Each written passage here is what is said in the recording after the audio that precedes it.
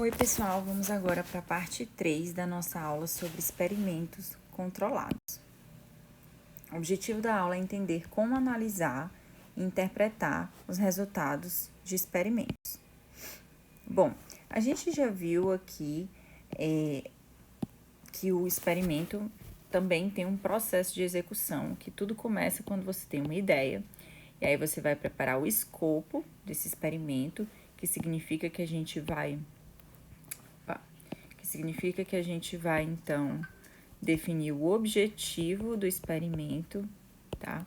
Aí depois tem o planejamento do experimento, que a gente vai definir diversas coisas como variáveis, né, sujeitos, hipóteses, certo? E diversas outras coisas que a gente viu. E aí depois tem, de fato, a operação desse experimento, que é a execução do experimento. E depois disso, então, a gente vai partir para a análise e apresentação dos resultados. Nessa aula eu vou falar mais sobre a análise, tá? E interpretação dos resultados de um experimento. Bom, no experimento a gente precisa, né, a gente foca mais na interpretação quantitativa. Por quê? Porque a gente tem dados numéricos, então a gente precisa interpretar de forma quantitativa esses resultados. E essa análise ela pode ser feita em 3 etapas. Então, assim, se a gente tem aqui os dados do experimento, ou seja, um monte de números, certo? Que a gente vai ter que, de fato, analisar, a gente pode fazer isso em três fases. Primeiro, a gente pode ir para uma estatística descritiva, tá? E é nessa parte que eu vou focar agora, na estatística descritiva. A estatística descritiva, ela lida com a apresentação e o processamento numérico de um conjunto de dados. Então, após a coleta, né, a estatística descritiva, ela pode ser usada para descrever e apresentar graficamente aspectos que você considera interessantes e que sejam, né, do objetivo aí do experimento, certo? E aí existem 3 formas aí de você fazer essa estatística descritiva. Primeiro é usando as medidas de tendência central. Depois você pode analisar a dispersão dos dados e também a dependência dos dados. Então, são 3 maneiras aí, né, de analisar, de fazer essa estatística descritiva. Falando primeiro sobre as medidas de tendência central, tá, que são as mais básicas e usadas, né, por qualquer tipo de experimento, elas significam que a gente indica um ponto de meio em um conjunto das medidas de dados. Uma das métricas mais básicas da tendência central é a própria média aritmética, tá? Ao descrever as medidas de tendência central, assumimos que temos N pontos de dados, tá? Então, a gente tem, por exemplo, aqui, né? Aqui é um exemplo de um conjunto de dados, 1, 2 e 4, tá? Aqui não tem significado nenhum, né? Mas no experimento vai ter, por exemplo, quantidade de defeitos encontrados, tempo que se levou para inspecionar um documento. Isso são exemplos aí de dados, tá? A média aritmética é a soma, né, desses valores dividido pela quantidade de valores. Aí vocês já estão cansados de saber o que é média aritmética, né? E aí, nesse caso aqui, a média aritmética é quanto, né? Aí a gente tem que somar esses valores aqui. Aqui a formulazinha da média aritmética nada mais é do que você, né, somar aí os valores dos seus conjuntos de dados, né? Que vai do 1 até N aqui, por isso que ele dividir tudo isso por N. E aí ele transformou isso aqui, né, num somatório. Essa parte aqui ele transformou num somatório que vai do I igual a 1 até N, né? E aqui xi, que é o valor, dividido por N, certo? E aí dá o mesmo disso aqui. E a média aritmética disso, então, né? Eu vou somar tudo isso, assim, 4 mais 2, 6, 7, 8. 8 dividido pela quantidade aqui de dados. Então, 8 dividido por 4, 2. E aí, essa é a média aritmética. A outra medida importante e muito utilizada é a mediana. A mediana, ela representa o valor do meio de um conjunto de dados. Seguindo que o número de amostras, então, são maiores que a mediana, é o mesmo que o número de amostras que são inferiores à mediana. Então, se você tem aí um conjunto de dados, certo? Qualquer, né? X1 aqui até o X... Opa!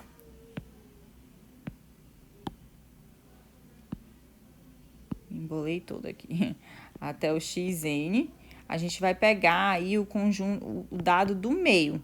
Então, o que importa, né, é que a mediana está dividindo, né, o número de elementos, né, menores do que a mediana é igual ao número de elementos maiores do que a mediana, certo? E aí você vai ter que ordenar os dados para poder achar o valor do meio. Quando o número do seu conjunto de dados é ímpar, é ok, né? Você pega ali o do meio, né? Sei lá, você tem aí um conjunto com 5, né? É fácil, então você ordena e pega o terceiro elemento aqui. Porém, quando o N é par, o que é que acontece? Aí acontece que a mediana pode ser definida como a média aritmética dos dois valores do meio, certo? Então, por exemplo, aqui nesse conjunto de dados, eu tenho um N que é par, né? Porque meu N aqui é igual a 4, tenho 4 elementos. Então, eu vou pegar esses dois valores do meio e fazer uma média aritmética, tá? Que seria, então, 3 dividido por 2, então a mediana seria 1,5, certo? Moda. Outra métrica que pode ser utilizada para representar e sumarizar os seus dados. A moda, ela representa o valor mais frequente dentro de uma amostra. Então, a moda, ela é muito simples, ela é calculada contando a quantidade de ocorrências para cada valor único e selecionando o valor com a contagem mais alta. A moda é especialmente útil quando os valores, né, as observações, não são numéricos. Então, por exemplo, você mediu lá uma determinada métrica que tinha os valores alto, médio, baixo, né? Aí você pode, então, né, digamos que tenha sido um questionário e que várias pessoas responderam escolhendo uma dessas opções. Aí você quer saber, então, qual o valor que representa essa métrica. Aí você pode calcular a moda. Então, por exemplo, você vai ver quantas vezes a opção alto saiu, quantas vezes médio saiu e quantas vezes baixo saiu. O que tiver saído mais representa a moda nesse conjunto aí de dados. Então, a moda ela é bem definida se houver apenas um valor mais comum que todos os outros. Se houver mais de um valor, certo? Num conjunto de dados, né? Aí a moda será do tipo bimodal. Você pode considerar a moda aí como um par desses dois valores que mais aparecem. Qual a moda aqui desse conjunto? Tá? É só você pegar. Nesse conjunto eu tenho o número 1, eu tenho o número 2 e o número 4. O número 1 aparece duas vezes. O número 2 aparece 1, o número 4, 1. Então, a minha moda aqui é 1. Esse é o valor que mais aparece nesse meu contato. Tá, e são alguns exemplos de métricas, tá? Mas tem outras também, esses são os mais utilizados. Bom, e aí indo para outra forma de fazer estatística descritiva, através das medidas de dispersão, certo? As medidas de dispersão indicam o nível de variação da tendência central, ou seja, indicam como estão espalhados ou concentrados os seus dados. Isso porque muitas vezes a média não quer dizer muita coisa, né? A gente precisa entender como esses dados estão aí variando, certo? Então, uma das métricas aí para entender essa variação é a variância, certo? Então, dado um conjunto de dados, a variância ela é uma medida de dispersão que mostra o quão distante cada valor de um conjunto de dados está do valor central, ou seja, da sua média, tá? Quanto menor é a variância, mais próximos os valores estão da média, então seus dados estão mais homogêneos. Quanto maior ela é, mais os valores estão distantes da média, certo? Então, por exemplo, considere que você tem aí, né, de x1 até xn, seu conjunto de dados, certo? Eles são os N elementos de uma amostra, de qualquer amostra aí que você coletou. Esse x grande aqui é a média aritmética desses elementos. Então, como é que se faz o cálculo da variância?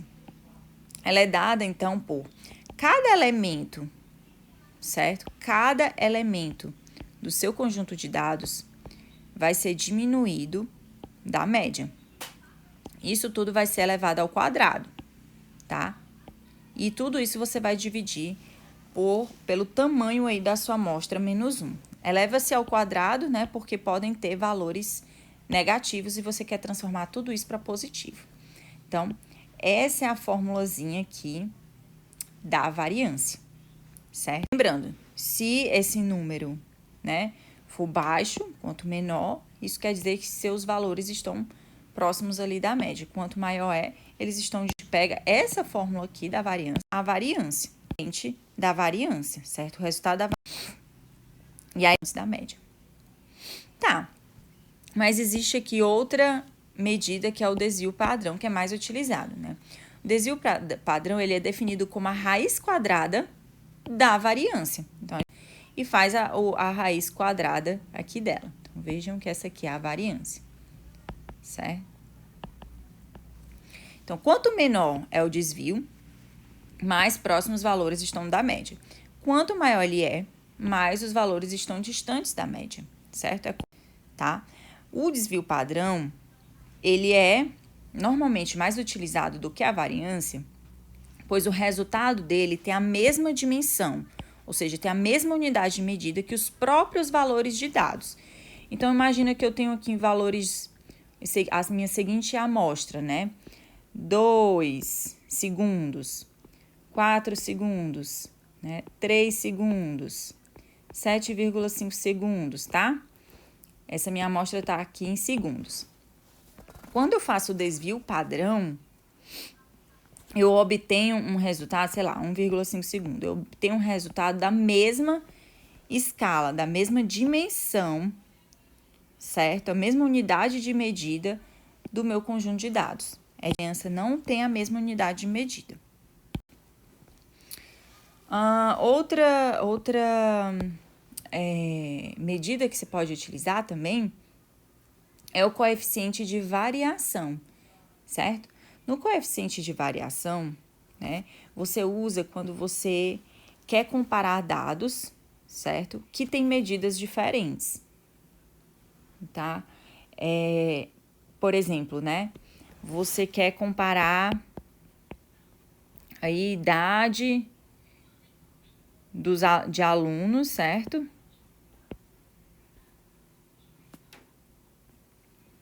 Com a nota dos alunos.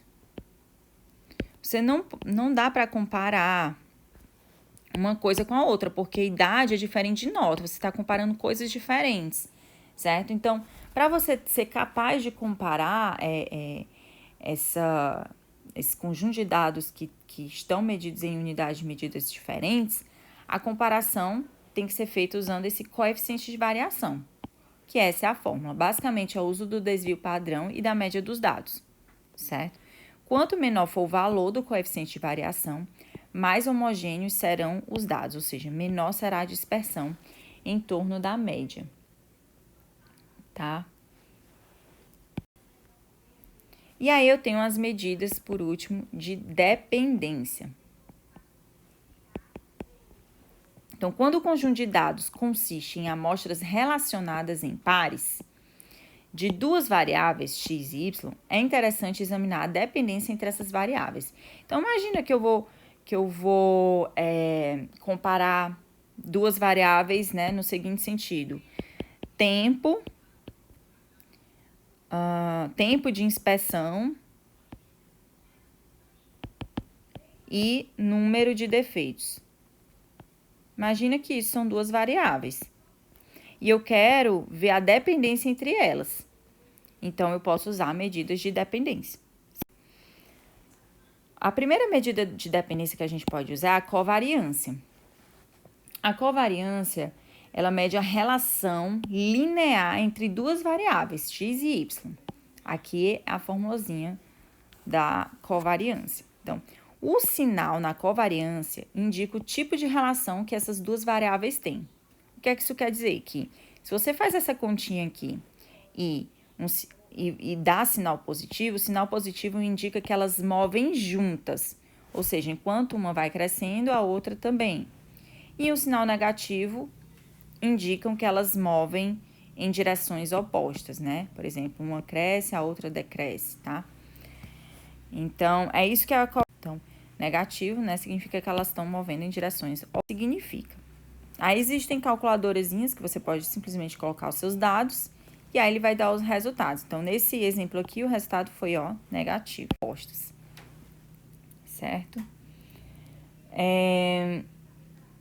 Ela é uma medida, né, que mostra essa interdependência linear, mas ela é uma medida que você não entende qual é a magnitude dessa dependência, certo? E para isso existe a correlação, né? É muito difícil dizer, né, o poder do relacionamento entre duas variáveis observando apenas a covariância. Então, é por isso que existe a correlação, tá? A correlação, ela é a medida padronizada da relação entre duas variáveis. Aqui tá a formulazinha aqui da correlação. Também é chamada de coeficiente de correlação de Pearson, certo? A correlação, ela nunca pode ser maior do que 1 ou menor do que menos 1, certo? Então, ela varia aí entre menos 1 e 1, certo? Uma correlação próxima a zero indica que as duas variáveis não estão relacionadas. Uma correlação positiva indica que as duas variáveis movem juntas e a relação é forte quanto mais a correlação se aproxima de 1. Então, quanto mais o resultado está por aqui, né, isso significa que essa correlação, elas têm uma magnitude próximas e essa relação delas duas é forte. Uma correlação negativa indica que as duas variáveis movem-se em direções opostas e que a relação também fica mais forte quanto mais próxima de menos 1 a correlação ficar, tá? Então, bom, é isso. Dá para usar os dois, mas a correlação, ela realmente tem esse poder aí de dizer a magnitude do relacionamento entre duas, certo? Então, é isso para estatística descritiva. Agora, nós vamos para essa segunda parte, que é a redução aí do conjunto de dados. Então, pessoal, uma coisa pode ocorrer no seu conjunto de dados, que são os outliers. Outliers são pontos, né, fora ali do padrão, né? Podem ser considerados como erros no conjunto de dados, erros sistemáticos, tá? Ou valores discrepantes, né? O que significa que o dado é muito maior ou muito menor do que se poderia esperar olhando para os outros pontos de dados, tá? Então, muitas vezes quando você plota em gráficos, você percebe aqui os outliers. Bom, quando esses outliers forem identificados, é importante decidir o que fazer com eles. Isso não deve ser baseado apenas nas coordenadas do diagrama. É importante analisar as razões para esses valores discrepantes, né? Se o outlier for devido a um evento estranho ou raro que nunca acontecerá novamente, então o ponto pode ser excluído. E, por outro lado, se o outlier é devido a um evento raro que pode ocorrer novamente, não é aconselhável excluir o valor da análise, porque há muita informação relevante no outlier, certo? Então, uma decisão aí a se tomar no seu conjunto de dados. Também pode ocorrer que existam dados redundantes, tá? Não são apenas dados inválidos que podem ser removidos do conjunto de dados. Às vezes é ineficaz analisar dados redundantes se a redundância for muito grande. Então, se eu tiver dados que são muito parecidos, né, duas variáveis que são muito parecidas, talvez excluir uma seja um caminho, tá? Uma maneira de identificar dados redundantes é através dessa técnica aqui, análise de fator e análise de componentes principais, certo? Que eu não vou me aprofundar nisso, mas para vocês entenderem que existe essa possibilidade de reduzir o conjunto de dados de vocês. Bom, e aí terminamos aqui estatística descritiva, redução de dados, agora vamos para os testes de hipóteses, certo? Bom, teste de hipótese. Qual o objetivo do teste da hipótese? A gente formulou a hipótese lá no planejamento, né? Então, eu falei para vocês que o objetivo é rejeitar ou não a hipótese nula. Lembra que a hipótese nula que é aquela que diz assim, não tem diferença estatística significante, ou seja, não importa o método que eu estou usando, o efeito vai ser o mesmo. Eu quero, então, o objetivo é, eu consigo rejeitar isso aqui ou não, tá?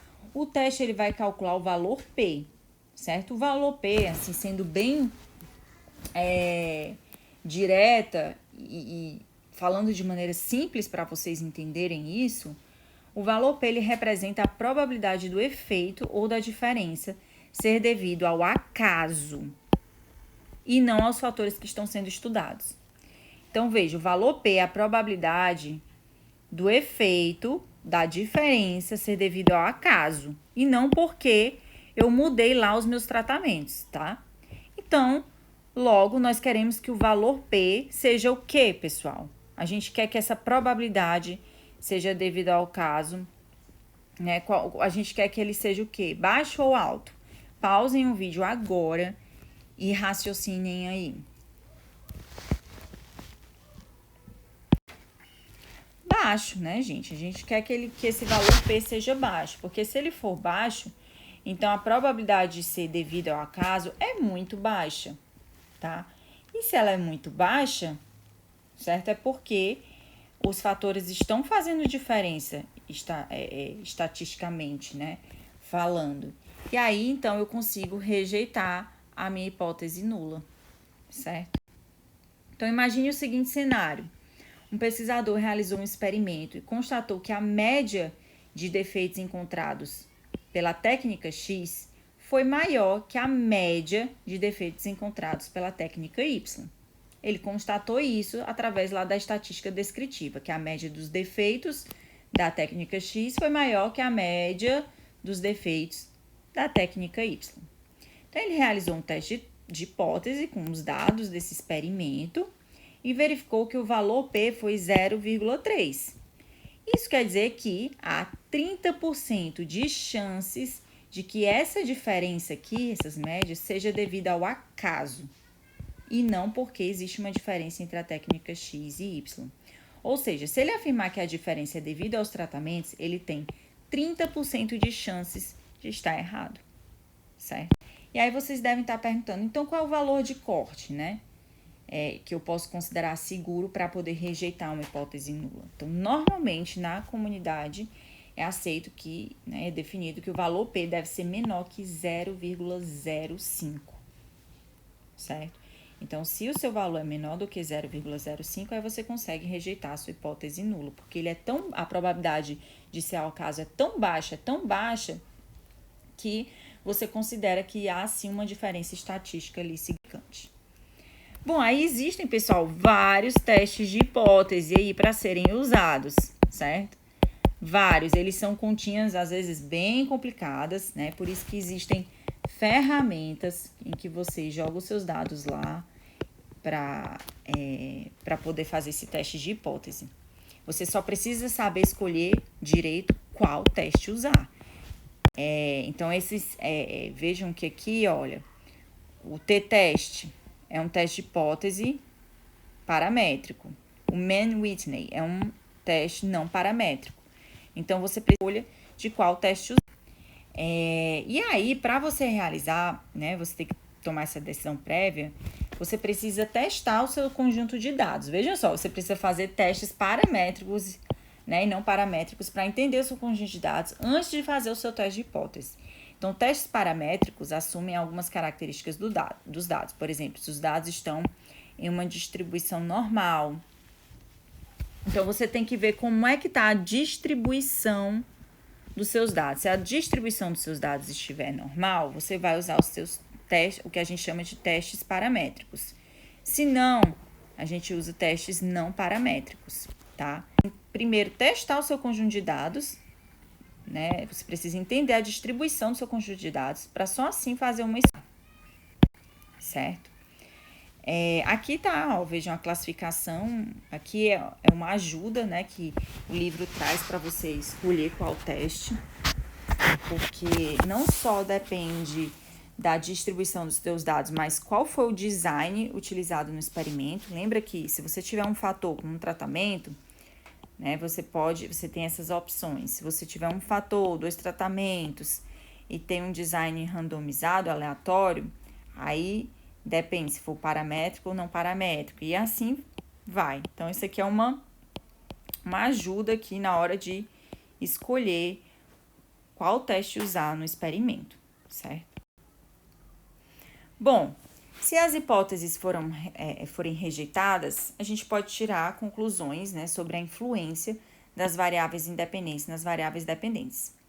Agora, se por outro lado o experimento não pôde, pessoal, rejeitar a hipótese nula, não podemos tirar conclusões sobre a influência das variáveis independentes. Então, vejam, não podemos tirar conclusões. Se a gente não consegue rejeitar uma hipótese nula, isso não quer dizer, pessoal, que realmente não há estatística significante. Pode ter ocorrido algum problema no seu experimento, na condução do experimento, e aí você não conseguiu, de fato, rejeitar, né?